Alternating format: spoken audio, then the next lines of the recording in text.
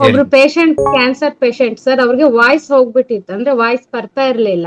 ಆಮೇಲೆ ಈ ಬ್ಯಾಕ್ ಕತ್ತು ನಿಲ್ತಾ ಇರ್ಲಿಲ್ಲ ಸರ್. ಫಸ್ಟ್ ಬಂದಾಗ ಅವರು ಫುಲ್ಲು ಹೀಗೆ ಇದ್ರು ಸರ್. ಒಂದು 10 days ನಮ್ಮನೆಯಲ್ಲೇ ಉಳ್ಕೊಂಡಿದ್ರು.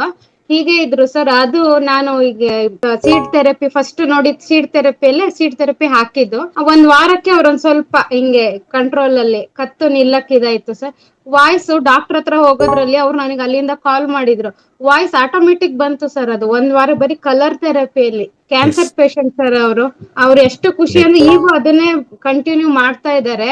ಈಗ ಫುಲ್ ಅವ್ರು ಮಲ್ಕೊಂಡಲ್ಲೇ ಇದ್ರು ಸರ್. ಇವಾಗ ಆರಾಮ ಅವರೇ ಮೆಟ್ಲು ಹತ್ತೋದು ಇಳಿಯೋದು, ಹಾಸ್ಪಿಟಲ್ ಕರ್ಕೊಂಡ್ ಹೋಗೋದು, ಹಾಗೆ ಈಗ ಆರಾಮಾಗಿದ್ದಾರೆ ಸರ್. ತುಂಬಾ ಖುಷಿ ಆಯ್ತಾ ತಮ್ಗೆ?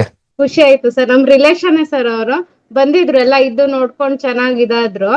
ಹಾಗೆ ನಾನ್ ನೋಡಿರೋ ಪೇಷಂಟ್ಸ್ ಎಲ್ಲ ಒಂದು ಹಾರ್ಟ್ ಪೇಷಂಟ್, ಕ್ಯಾನ್ಸರ್ ಎಲ್ಲ ಅದೇ ತರ ಪೇಷಂಟ್ಸ್ ಸರ್ ನೋಡ್ತಾ ಇರೋದು. ಅಂದ್ರೆ ಫ್ಯಾಮಿಲಿಯಲ್ಲೇ ಗೊತ್ತಿರೋರ್ಗ್ ಮಾಡ್ತಾ ಇದ್ದೀವಿ.